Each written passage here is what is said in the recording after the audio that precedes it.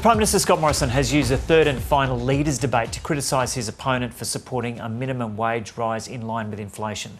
The debate was dominated by wages and cost of living after the opposition leader Anthony Albanese earlier this week said he'd support a minimum wage increase in line with inflation of around 5%. Dr John Buchanan is Director of the Workplace Research Centre at the University of Sydney and he joins us now. John Buchanan, welcome. So can governments have a significant influence on the decisions of the Fair Work Commission?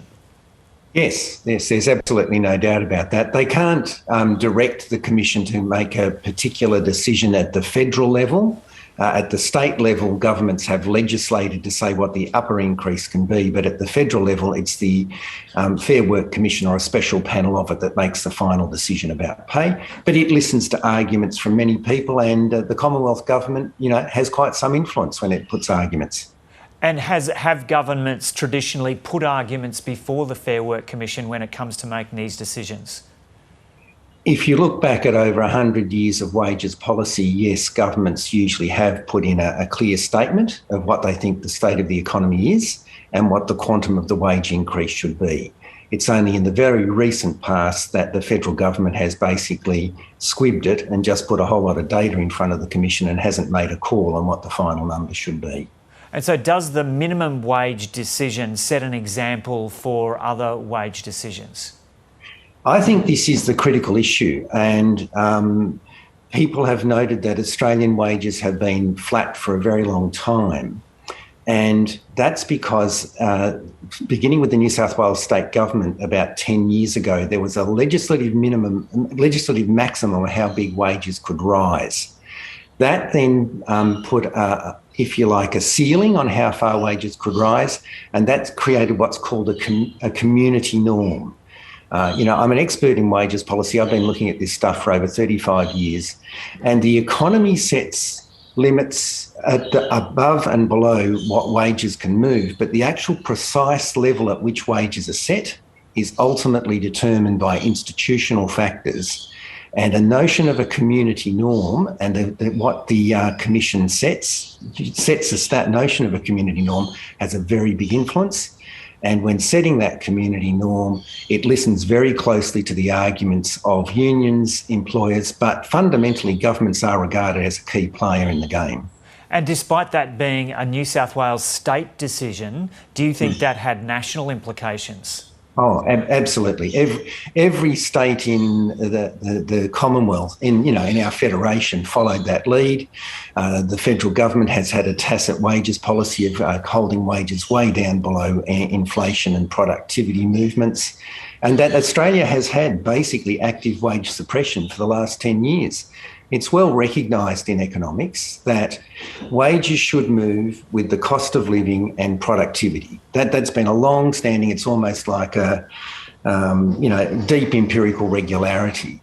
That connection between wages and price movements and inflation and price movements on the one hand and wages on the other has been broken, and this is not something that's been recognised by just marginal economists. The OECD, the International Labour Organisation, the World Bank have all noted that there's been a problem that wages have not kept up with the cost of living and productivity for many decades now, and this is the problem. And when Anthony Albanese says there's been a spike in inflation, he's quite legitimate in saying workers for many, many years now have been getting wage increases below productivity and price movements, and enough's enough. I think he's quite right to say that. And it's your view that governments have played a key role in what you call this wage suppression? Absolutely. And like I say, this is not... Setting wages is a complex business, and we're very lucky in Australia that we have developed institutions at state and federal level which look at these complex factors.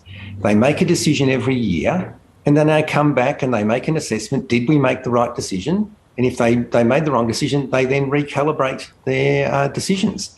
And in making their decisions, they are completely transparent. Almost anyone who's got an interest in wages policy can make a submission to the Fair Work Commission. The Catholic Church does. The Australian Council of Social Services does. It's not just the ACTU and the employers. It's a very transparent process. And all those arguments and all that data is put in. The tribunal, the panel looks at that information, and if it makes a mistake, it has to listen to people come back and say you made a mistake. And so Australia's very lucky. We've had these institutions for over 100 years now. They've served us extremely well. And what's changed in the recent past is that the federal government has basically dealt itself out of serious deliberations by not putting in a proposed wages norm. And I think it's time we went back to the historic practice of actually governments showing some lead in this space. Yeah, as you say Australia is very lucky to have this system, but it sounds like you're unimpressed with what's happened over the last decade in terms of wages suppression and this disconnect. So in your view, what has gone wrong? Look, fundamentally, there's been an assumption that wages have been a principal source of economic instability and they must be held down. And treasuries historically have been very hostile to workers getting wage increases. They were particularly annoyed with what happened with the industrial tribunals giving pay increases that took account of changes in the value of work people did. And they said, we don't like this. And they persuaded mainly Liberal governments to put legislation which said industrial tribunals shouldn't have a free hand in setting wages. They should be told what the absolute maximum is. And when you do that, it means those tribunals can't make a decision based on all the information. They've had their, both hands tied behind their back. Now, that has a big impact. And we've seen that. And like I say, this is organisations like the Organisation of Economic Cooperation and Development, it's the World Bank, it's the International Labour Organisation, have noted that because of policies like these where wages have been suppressed, most of the gains of productivity have accrued to business. And let's be quite clear about this. The average Australian worker now is producing about 50% more than they did 30 years ago for the same amount of effort.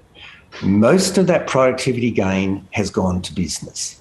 And this is something that those key international organisations have identified as a fundamental problem in the economies. It's dysfunctional.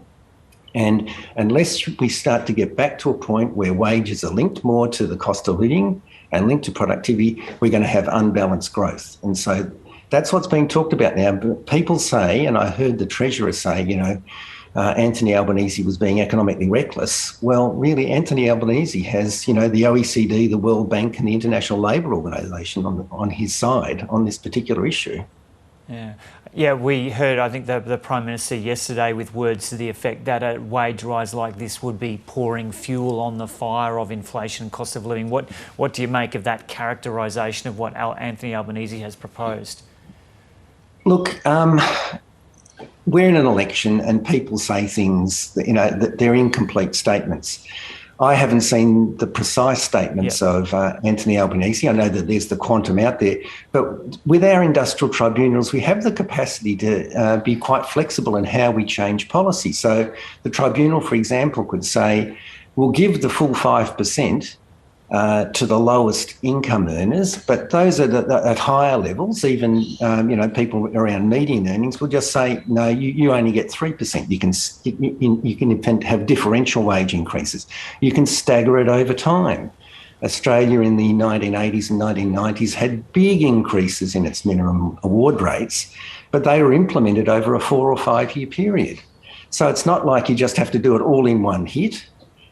You can, like I say, differentiate it across the workforce and you can differentiate it over time. But having a norm out there is important to actually change the direction, because at the moment we're on a direction which basically is holding wages down. We've got to get onto a trajectory where there's a better balance so that the workforce shares in the gains of growth.